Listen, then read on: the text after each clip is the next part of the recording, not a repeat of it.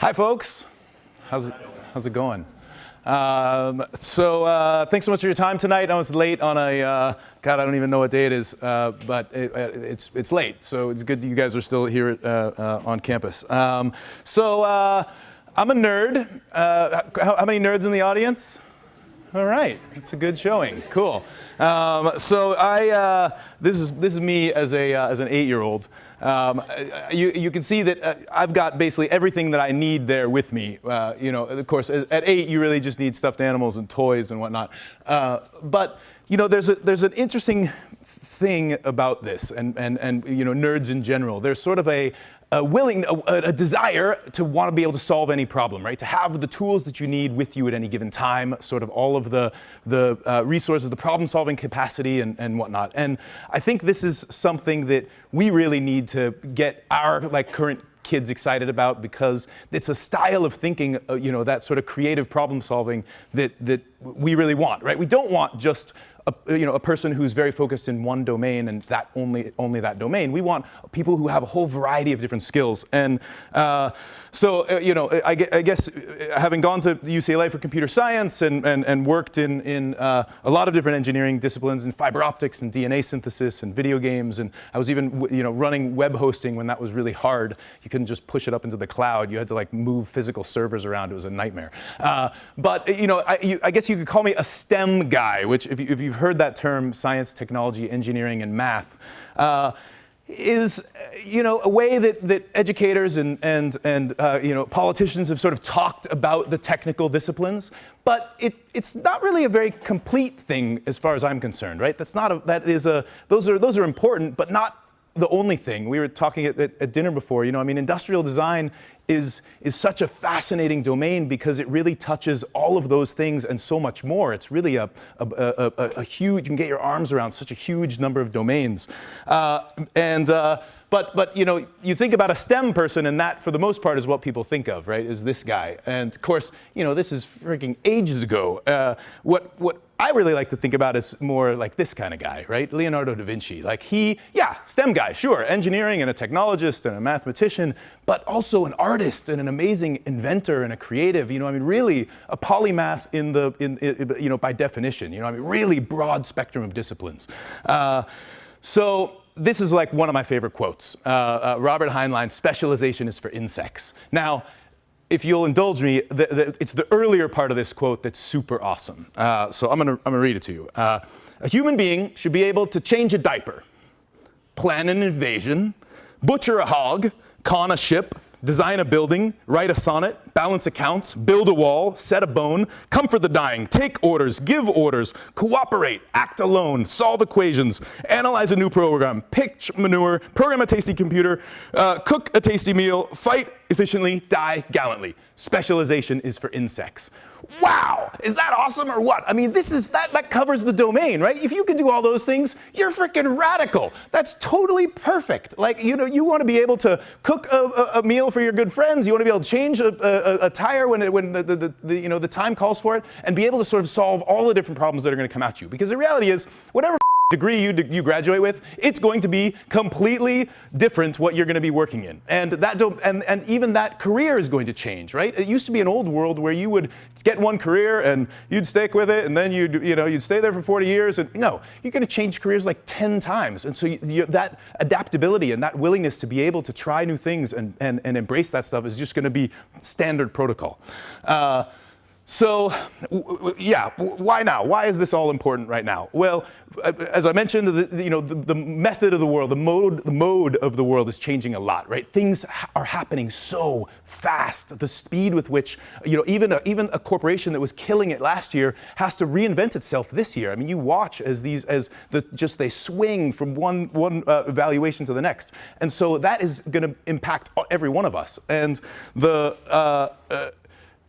when you ask a venture capitalist, to invest in your company, they'll always ask you, why now? Why do you want to build this thing now? What's important about today to be able to build that business? And for something like Dropbox and YouTube, The sort of answer to that question that made it so perfect was, well, in the case of Dropbox, data storage had finally sort of hit this perfect moment where the price for those was right for that business model. In the case of YouTube, the bandwidth was the same way. So there was a good answer for right now. Well, for us, as we talk about sort of like the STEM fields and sort of what's important there, you can't read any of this, but the data is crazy, right? We rank really terribly in math and science, and we are not graduating enough people with sort of that can-do attitude in technical and problem-solving capacities. And this particular quote, 60% of the new jobs that will open in the 21st century will require skills possessed by only 20% of the current workforce. So you say to yourself, but wait, there's unemployment. Well, yeah, there's unemployment, but they happen to know the wrong stuff, and they're not, and there's sort of an unwillingness to kind of like retrain and take on those new skills. So to be this creative problem solver is going to become more and like increasingly important. We're sort of running off this cliff of not having, I think it's up to 3 million jobs in the next 3 years, and for these technical professions that are going to require these creative problem solvers. So. I was at IDF, Intel's Developer Forum, a couple of weeks ago. Now, this is arguably the most nerdy conference on the planet, right? The microprocessor convention. Now, so you would have expected I would have seen a lot of that kind of STEM guy, right? The computer science nerd sitting there. And you know what? I didn't. You know who I saw? Fashion designers and artists and models. And I mean, look, these girls were there, right? I mean, what the hell is going on? Like, this is arguably like, the conference that they would have been the farthest from on the planet. But the reality is, these domains are all slamming together. And so the tools that were once totally inaccessible to people who didn't have a PhD in computer science are now available to everybody. And there's still this sort of cultural thinking, oh man, STEM is not for me, it's too hard. That's for the guys who are totally antisocial and can't do anything. No, this stuff is now not only available for everyone, but like it's cool, right? That's not only a piece of jewelry that they seem to like, but is also something that has all sorts of technology and it can do all sorts of interesting stuff. So and so to just sort of really drive this point home, in 1980, basically the sort of simple test for computer science, if you're sort of learning a new language, is how do you print hello world? And in 1980, to print hello world, it looked like this. God, that is really terrible, right? I mean, I study computer science and I barely know what's going on there. I mean, that is so annoying. No wonder nobody wanted to do it. That's really boring and impossible and opaque. Well, okay, 10 years later, this is what it looked like to print hello world. All right, it's getting a little better. I'm still like, if I don't know what I'm looking at, well, pound include, what the hell's that? Okay, it's a little better than what we were looking at before. You know what it looks like now? Like that. Print hello world.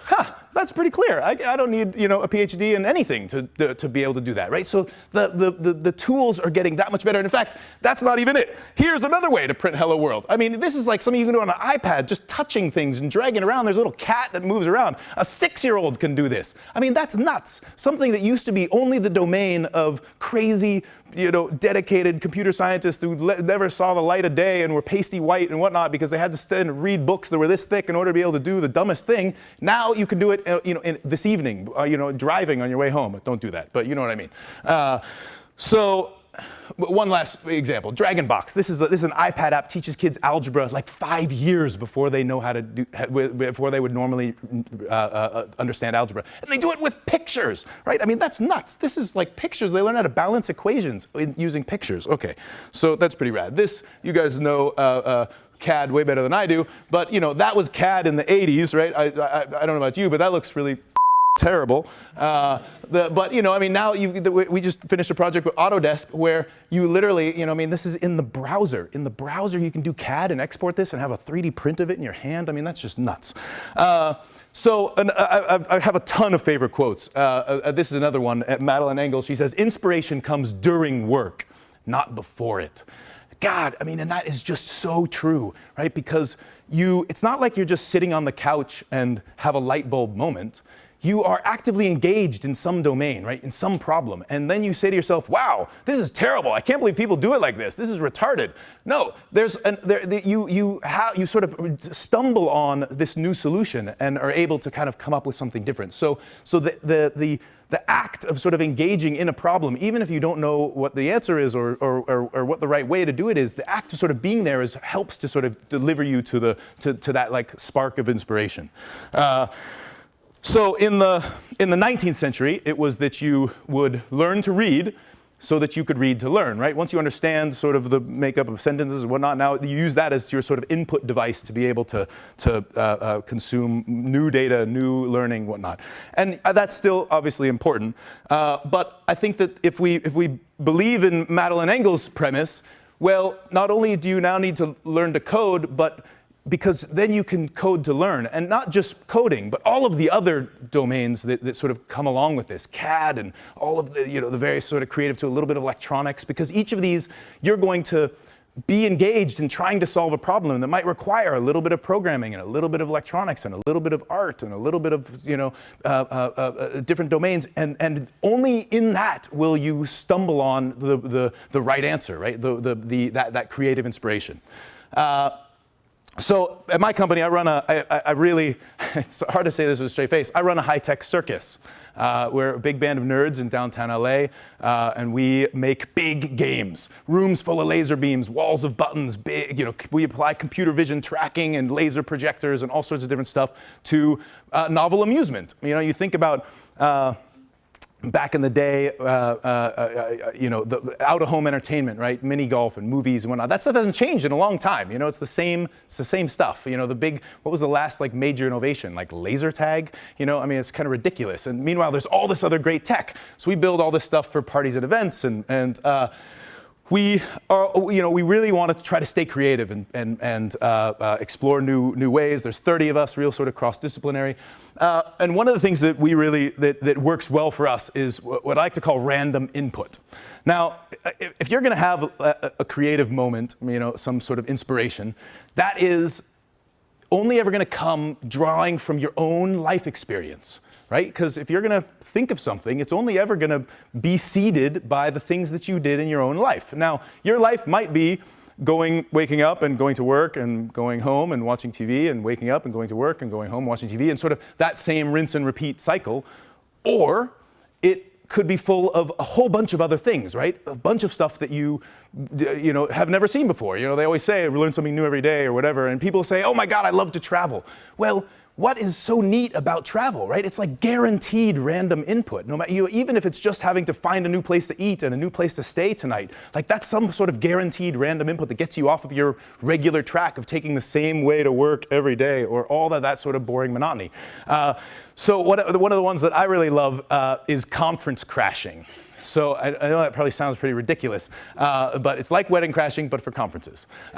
And take my word for it, this is totally a blast. So next time you're in Las Vegas, ask the cabbie for his list of conferences. They all have one. It's an 8.5 by 11 sheet of paper, and you're there for, I don't know, CES or ArtCon or whatever, right? You're there for some major conference, but there's going to be like 40 other conferences happening at the exact same time. And so you're there at the Las Vegas Convention Center, and at the Sands and at the Marriott and everything else, there's going to be some random convention, from actuaries to packaging to vacuum cleaners to whatever. I've been to really weird conferences, but it's really special because it doesn't matter what problem you're trying to solve. You wandering around the packaging convention is going to seed your mind with something, right? Creativity comes at the intersection of domains. People, like what's Uber, right? It's like smartphones for taxis, like every one of these things, it's hilarious. You talk to any angel investor or VC, they're always trying to pair two things to get you to that moment. Oh yeah, Airbnb, it's like hotels for, staying for couch surfing, right? But like these are, that intersection is really powerful. So conference crashing sort of guarantees that kind of random input. And you'll be surprised that something at vacuum cleaners is going to give you a light bulb moment that's totally going to apply to this thing that you're trying to solve in building this new car or whatever, right? And by the way, it's super easy to get into conferences. I mean, they've all got those lanyards, right? The lanyards are always separate from the registration. You just grab one of the lanyards and put it on. You wait for a big group. You've got a nice magazine or something, and you just wander in with them, right? So works really well. There's other techniques I can tell you afterwards. So that's one. Another one is travel like a peasant, right? So you get accustomed to a certain style of living, right? A certain sort of level of consumption and whatnot. But imagine trying to live on $10 a day. You know, a lot of creativity comes from constraints. You know, some of the best fashion comes out of people who can't buy the coolest fashion today. They create what becomes the fashion tomorrow because they're having to act inside of a set of constraints, right? Constraints are actually awesome. You know, when someone says, hey, make me some art, you're like, dude, what do you mean? Do you want like a painting? You want like a monster, you know, where are we going to put this in a building? Like, what does this even look like? You know, I mean, you need some constraints in order to be able to explore the problem space. I have an artist friend who, whenever he has writer's block, he'll just get on a bus. And he doesn't care what bus, where it's going, or whatnot. And then he just tries to imagine the story of everybody who's getting on and off the bus. And I always sort of loved that because there's another, you know, and then he arrives, obviously the bus ends somewhere, and he's just sort of has to now figure out how to get home. Also, again, sort of nicely, you know, kind of random input. So brainstorming. So this is another one I really love. And you'd think that there was just like, oh yeah, brainstorming, great. No, there's totally a right and a wrong way to do it. And this is why everybody sort of rolls their eyes at the cynic. Because cynics are great sometimes, but not all the time. There's a right and a wrong place for cynics. And if you do anything tonight or tomorrow, please watch John Cleese's talk on creativity. It's so rad. It's great. It's really great. And in that kind of John Cleese way, he just wanders all over the place and interjects jokes the whole time. But one of my favorite things is he talks about intermediate impossibles. Now, intermediate impossibles are a really powerful thing because when you're brainstorming in a room without cynics and I say something totally stupid, well, that's okay, because it might lead somebody else to think of like, well, yeah, that's stupid. What if we did it like this? That sort of intermediate impossible leads us to some new place we wouldn't have got otherwise. And Walt Disney actually had a method that I think is really special and sort of merges Cleese's approach, which he actually had 3 different rooms. And he would start in the dreamer room. And in the dreamer room, in this first step of the brainstorming process, there was no wrong answer, right? Throw everything out on the table, everything. And it doesn't have to like obey the laws of physics. There's no economics involved. There's no constraints. Just throw it all out on the table. Cambrian explosion. Then he would move rooms. Totally different room. You know how they would say you're supposed to study in the room you're going to take the test, right? It's sort of a primer. It sort of gets your senses into that space. And so I think his changing of rooms is similar to that, right? So then he'd get into the spoiler room. In the spoiler room, okay, now we got to use the laws of physics. Now we're going to figure out about economics. We're going to sort of start to cut down that big list that we came up in the dreamer room. And then finally, he'd move to the realist room. And of all the things that survived those 2 rooms, what are we actually going to work on, right? What do we really like enough to really move forward on? Now that's a really special process, right? Now the cynic sort of only lives in these other 2. There's a special room in here where pirates and freaking marshmallows and everything else is totally okay. So brainstorming. All right. Access to tools. So this one I love a lot because this is, you know, that earlier question about why now.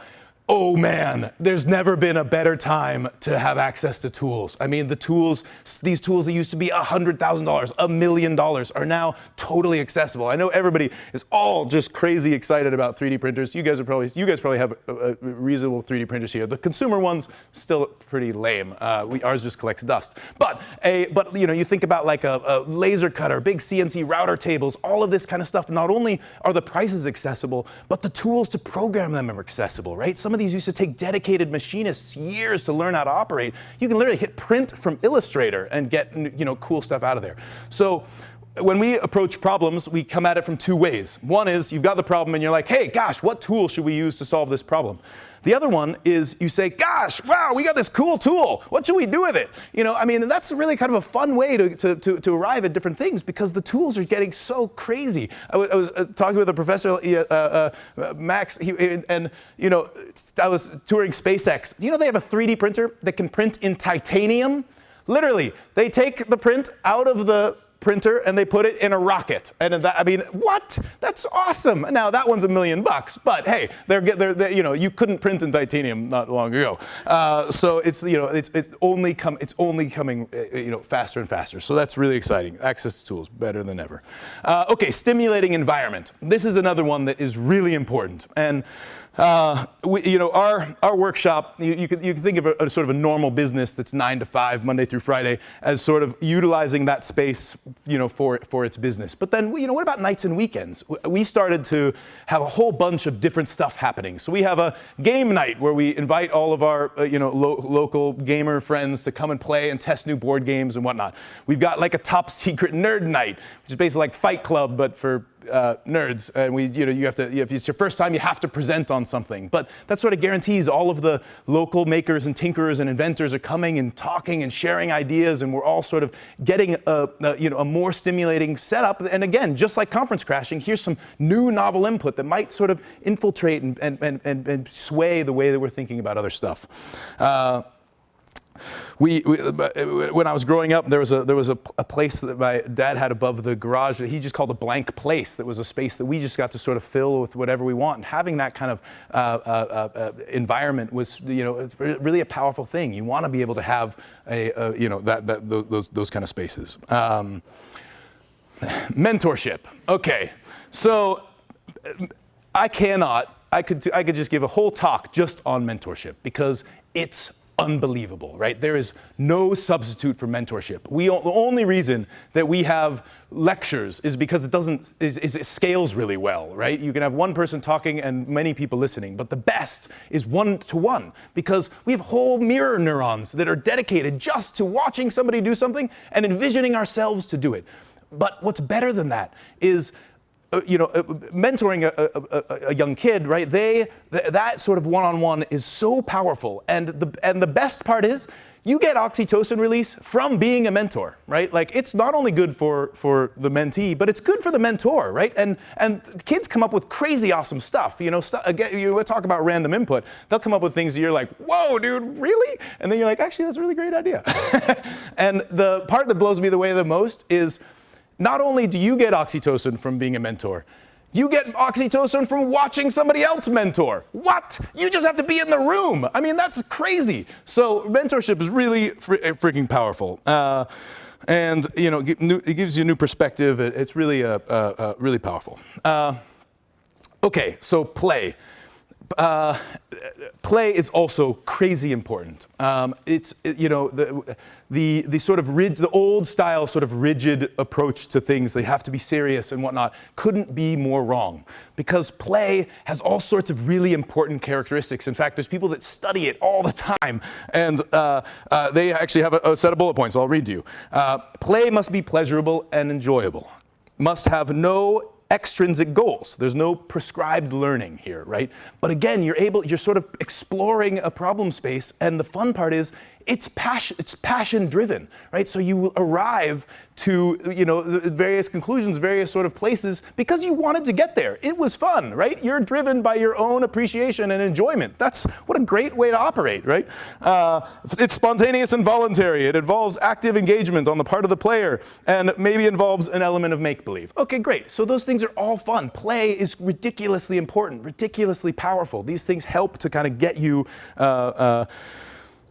at any rate, okay, that's good. I have a terrible joke that I'm just going to breeze right over.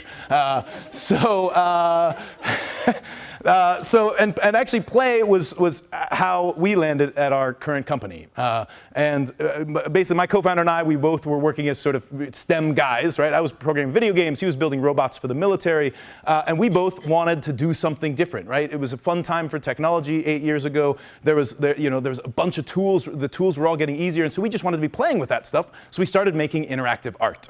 And the first thing we did was we took just a simple whiteboard. We pointed a camera and a projector at it, and you could draw on the whiteboard. The camera would pick up what you drew, feed it into a physics simulation, and circles and squares would bounce off of what you drew. Really fun, super simple. We wrote it in a weekend, and then we brought it to a party.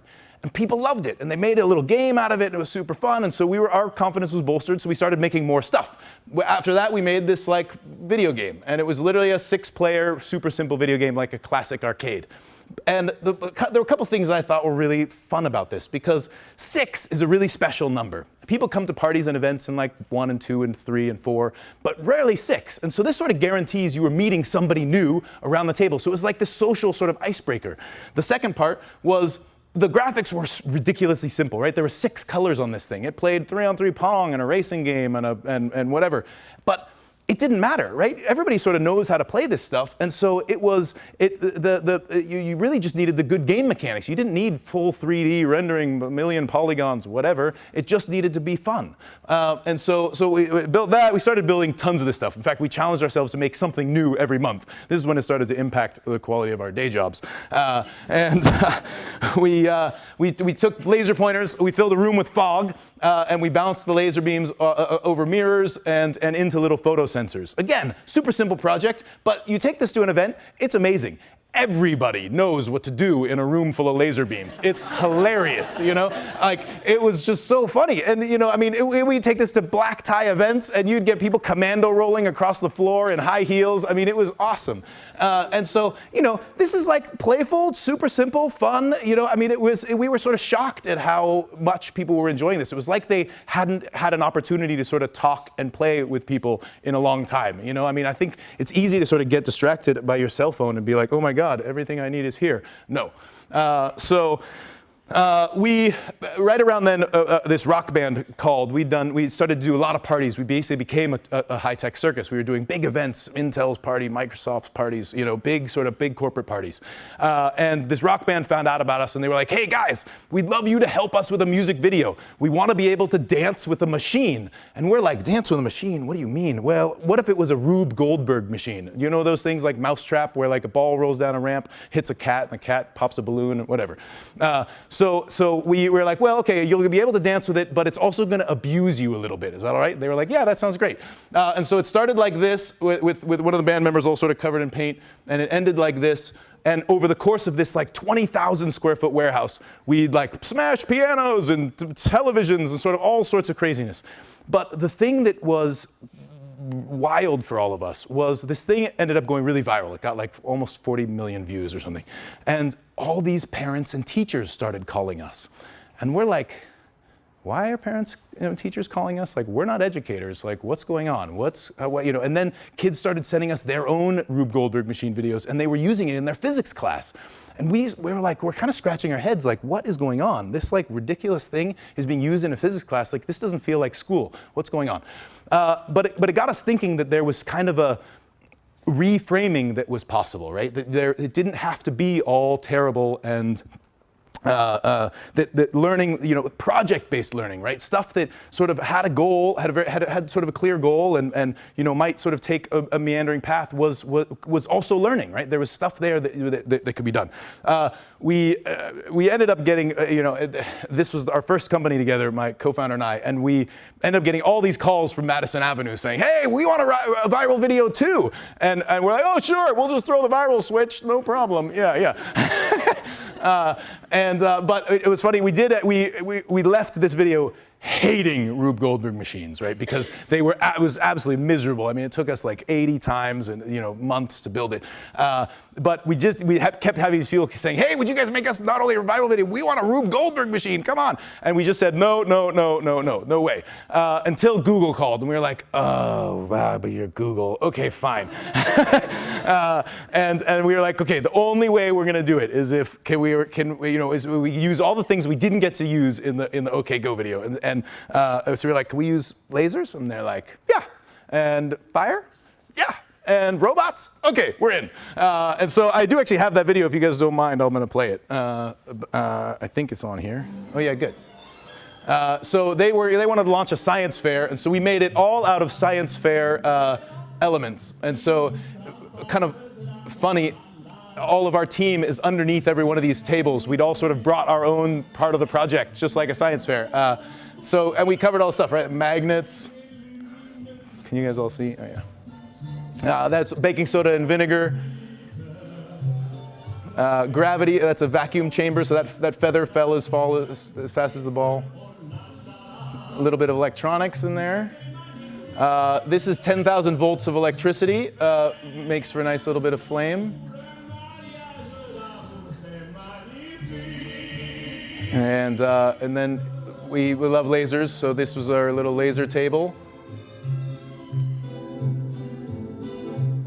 And I'm obsessed with Legos and couldn't believe that we got Lego as a sponsor. I felt like we'd really made it. Now, did you know that you can buy glow stick fluid by the gallon? This is glow stick fluid. My co-founder's underneath this table with a huge syringe basically pumping this glow stick fluid through this whole thing. Of course, the stuff that is not shown there is the glow stick fluid is so ridiculously toxic. We couldn't find anything to put it in. It just melted through everything. It was like crazy. The fact they give that stuff to kids is nuts. That stuff is terrible. So we, as a result of sort of having all these teachers and parents calling and whatnot, we decided that we were going to see if we couldn't play a part in trying to sort of reframe the thinking around STEM and sort of how exciting this kind of stuff can be and the creativity associated. And so we decided we were going to put on a carnival. We'd done other people's events for a long time, and we thought, hey, we can do our own event and let's have it be an opportunity to get kids excited about engineering and show them what's possible. We'll sort of have one half be a whole bunch of high-tech amusement and one half be project-based kits and workshops, get kids excited about this. So we called it the STEAM Carnival. We didn't really realize it at the time, but because we were saying, well, hey, STEM is cool, but what if we add art into it? STEM plus art. And we weren't the first to do that. John Maeda from RISD had done a good job of talking about that. Harvey White from Qualcomm was the first one who'd really talked about that. But we sort of launched this thing right at the time that was sort of starting to get in the zeitgeist. People were starting to get excited about that. So we called it the STEAM Carnival. And instantly when I came back from a trip after having thought of this, mentioned it to somebody in there, he's like, oh, you mean like steampunk? And I was like, oh, no, not like steampunk. It's like STEM for art plus art. Oh well. So it's not steampunk at all. It's no statement if you like steampunk. But we launched it as a Kickstarter, which if you haven't launched a Kickstarter, do it. It totally devours your life, but it's also like entrepreneurial magic sauce, because the old world of launching something, right, of building a company or whatnot, you've got to come up with a thing, and then you build the thing, and it might take you 2 years, and then finally you launch the thing. Ta-da! Well, hey world, what do you think? And hopefully they want it, and they will buy, build it, and buy it. But if they don't, you've just wasted 2 years of your life, right? But the thing that's neat about Kickstarter is you basically just describe it well enough. Now, at this point, the bar's pretty high. You got to film a video and all this.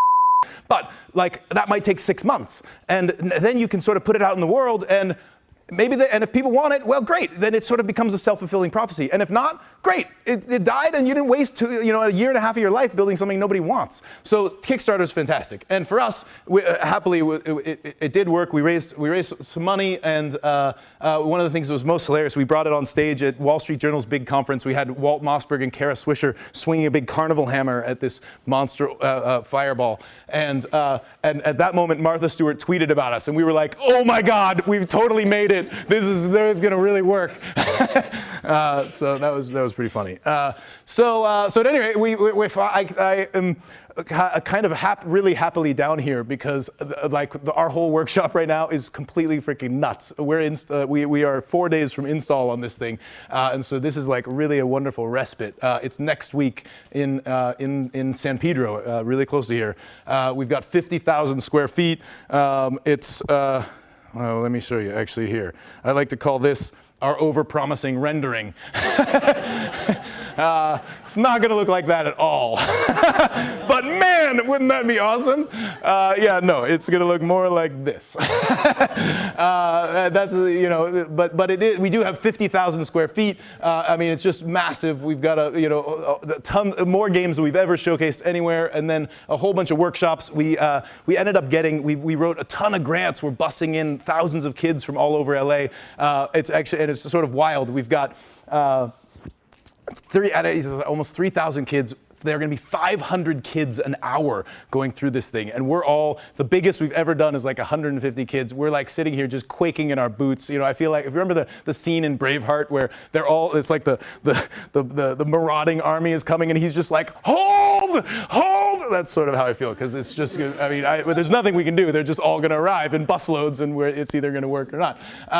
So at any rate, yeah, that's what it looks like. So we've got, I'm going to just run through a few of our games just because they're sort of fun. This is what's called a Jacob's Ladder. If you take two huge copper rods and you put a lot of high voltage between them, at a certain point the air breaks down and becomes a conductor. And so remember the old Carnival high striker, the thing with the mallet that you'd hit the bell? So we plug that into the Jacob's Ladder, so as hard as you hit the mallet, the higher the electricity goes. And we took the old game of asteroids and we laser projected it on the ground, and then we use a camera to track where the person is. So here's little Johnny, and he's got this little ship in front of him and a Wiimote in his hand. So he's sort of moving around trying to avoid these asteroids, but he can hit the Wiimote in order to destroy them. And one of the things I really like about this is it's good for kids, and there's his grandma. She's not doing quite as well as he was, but at any rate. So my co-founder was a clown in a circus, and so he had this big hard ball, this red ball. This is the kind that a clown will walk on, you know.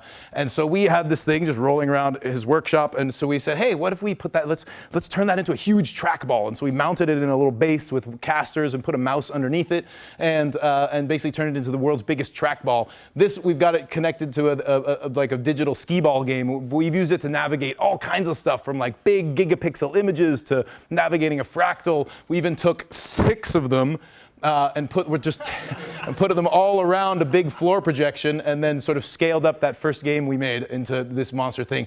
It's pretty funny because we're just terrible at documenting stuff. So this rendering is so much better than any picture I can show you of it. In fact, I think that's the best photo I've got. So at any rate, yeah, trust me. We were at one point we were like, oh my gosh, you know those Amazon helicopters? Let's turn those into an obstacle course. You're gonna have to fly around stuff and through things, and then you land them. Isn't that gonna be awesome? And then we built it, and we were like, wow, these things are impossible to fly. We don't need any obstacle course at all. All you have to do is take it off and land it. And that's it, you win, yay. So yeah, that never saw the light of day. This one is particularly funny. This is a wall of buttons, and you wouldn't think that there's like a lot of room for changing a wall of buttons. We're like on the 8th version of this thing right now. It's hilarious. And this was like version 4. We'd made it. It had finally become a 2-player game. The idea was it's like Whack-A-Mole meets Twister, right? So she's red on the left and blue on the right, and 2 buttons turn on. You got to hit them both at the same time, and then 3 buttons. So now you've got to use sort of your elbow and your hand, and then 4, and you're using your head and your elbow. So it's fun. You're doing it, and you're sort of all mixed up with the person next to you. Well, we thought, God, wouldn't it be great if they were on gears? So now the gears could spin. You could kind of screw with your opponent by spinning your gear to spin theirs. And that was totally true. That was really funny and fun. But the challenge was, well, people's fingers get caught in the gears. And it's sort of nuts. You sort of have to build these things to figure that out. I mean, we were like, no, we'll just be loose so nobody will really get hurt. And yeah, sure enough, we now have a version without gears. It's much better. No maiming of anybody. It's great. So, so I found this picture on the internet. And I have no idea what this kid's looking at or what the hell he's doing. But I gotta say, I love it because I think that he is, the kind of thinking that led him to this is what we need a lot of, right? We like he's onto something, and I think that there's a real place that we all should try to occupy where this is, at some time a good idea. Because if you're not sort of getting to something like this, then you might be doing it wrong. At any rate, that's all that I've got prepared, but I'd be more than happy to answer questions, and thanks for your time.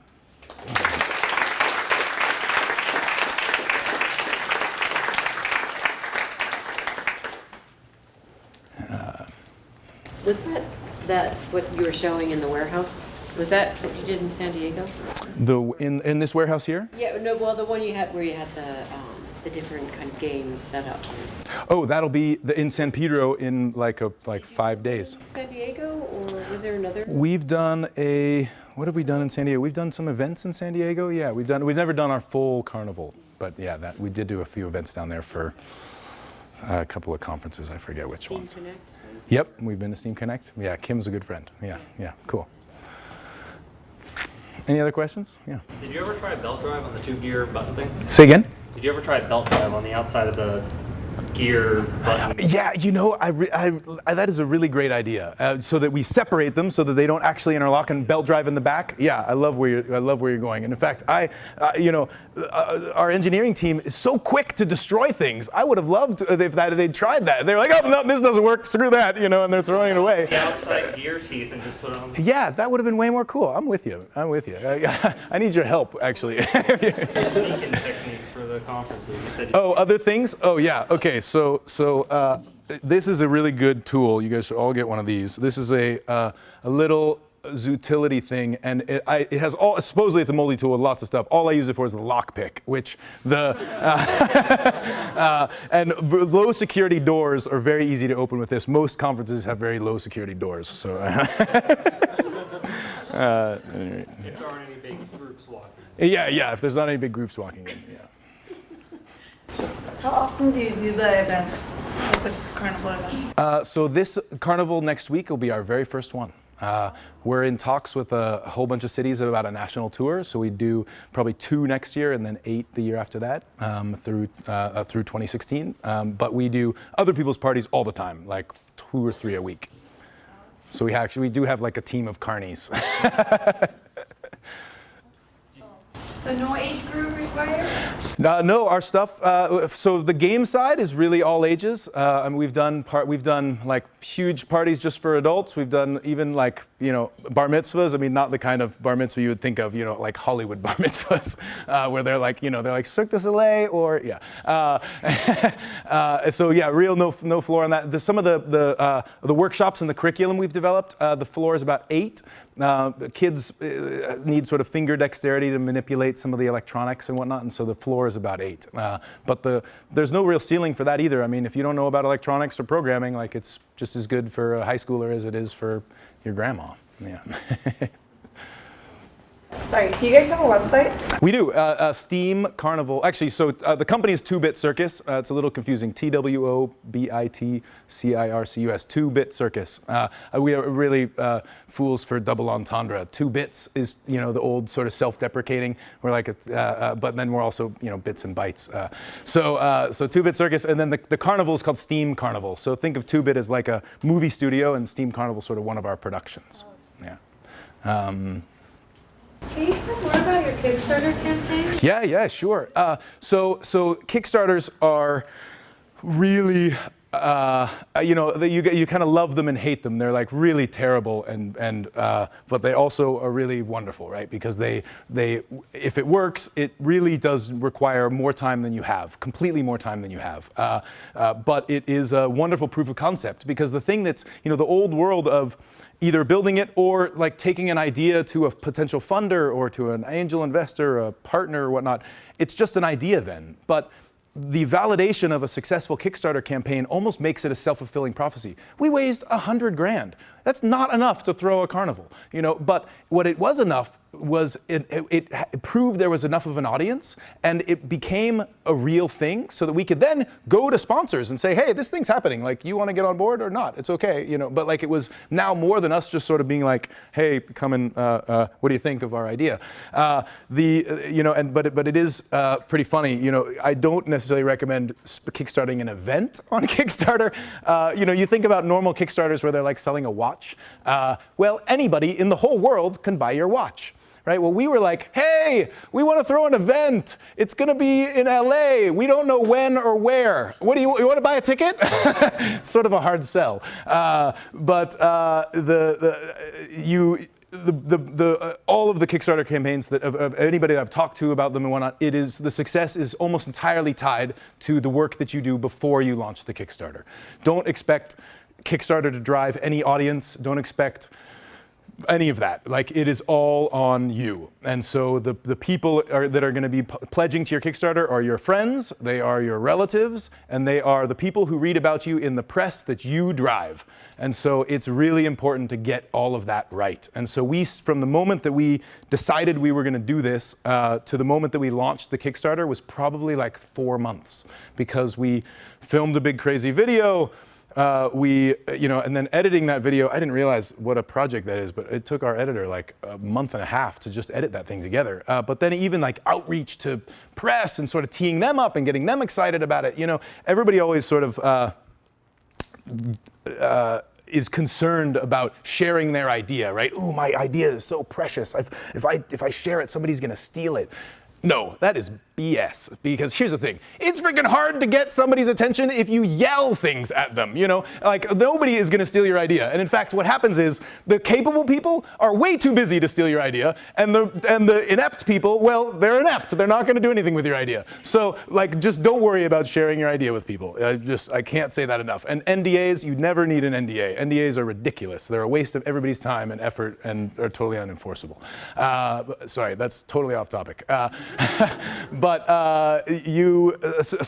all about the preparation. And so you want to make sure that you do a lot of outreach, talk to people. It's hard to get a message out. So you want to, that 3 months of throwing events so people know about it, and reaching out to bloggers so that you build a relationship with them, so that by the time that you finally launched your Kickstarter, you can actually get there, they will actually write about it. If you launch the Kickstarter and then start reaching out to a bunch of bloggers, they're going to be like, it's already launched, whatever. And that was really interesting to us, because people only care about moments, right? Press and news has to be about something special, something that just happened, right? And so news doesn't want to cover like the middle of your Kickstarter, right? They want to cover the start of your Kickstarter, and they want to cover the end of your Kickstarter. Well, the end of your Kickstarter is not so helpful, right? It's already a foregone conclusion. You either won or lost. But the beginning of your Kickstarter, now that's really important press, right? And so a lot of that, those first few months is all about teeing up that press and those relationships, those bloggers, all those people who are going to talk about your thing,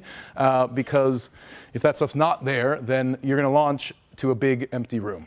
And I mentor a lot kids in game development and entrepreneurship, and it's always 100% of the time the kids, when they get to their marketing slide, they're like, yeah, we're going to use Twitter for marketing and social media. I'm like, no, dude, that is not a marketing campaign, right? You have 100 followers, right? You're going to be yelling to 100 people. Like, that does not make a marketing campaign, right? You need hundreds of thousands of people to get awareness of that. You might be able to use Twitter as a tool, but there's a whole bunch of other stuff that sort of goes into driving that awareness and eyeballs. It was a really long answer.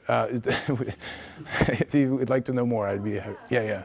So after you won your Kickstarter, did you have any obligations on how to use the money, or do you just get the money and you can allocate it to anywhere you want?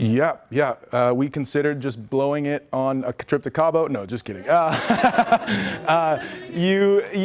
So this is an interesting thing and really relevant for all of us today, right? In that there's kind of not a lot of there's a lot of transparency, right? There's none of us are really anonymous anymore. And so your obligations are really to your own credibility. And there are lots of people who have raised Kickstarter money and not delivered. And my thinking is they're probably not going to be able to do it again, and so you might get away with, not delivering one time and then not ever be able to try it, and so your obligations are not, but there's no oversight from Kickstarter. They literally transfer money into your account and, one day you're $90,000 richer. But then, we had, in our case, we were like, we have to put on a carnival and we don't have enough money to do it, so there was like a panic moment where I spent basically 18 months recruiting the sponsors we needed, and in the end we really ended up, we got IBM, Intel, Disney, Autodesk, LA Times, LA Weekly, Popular Mechanics. Like, we ended up with a crazy list of sponsors. What do you send your sponsors when you're trying to get them on board? Oh, wow. That is, so have I learned a lot about that. You start, so I like to think of more than just sponsorship, but even in socializing a business concept, think about it like a wedge. And when you describe venture capitalists will always want to know like what your elevator pitch is, right? And the elevator pitch is short, right? You could describe it to them in an elevator. And the idea is that someone says, hey, what do you do? You're like, oh, well, I'm like Airbnb for bananas. And they were like, oh, wow, that sounds really interesting. Tell me more, And then at that point, you're like, okay, well, if the tip of the wedge was that one sentence, right? Was that one sentence interesting? Ah, he's interested. Cool. So now, what's the thing that's a slightly wider wedge? Well, not a 17-page deck and a big monster whatever. It's like maybe just a paragraph or a one-pager. Now it's like, hey, tell me more. Here's my card. And so now you've got this interested person who might be the head of, the CMO for Pepsi.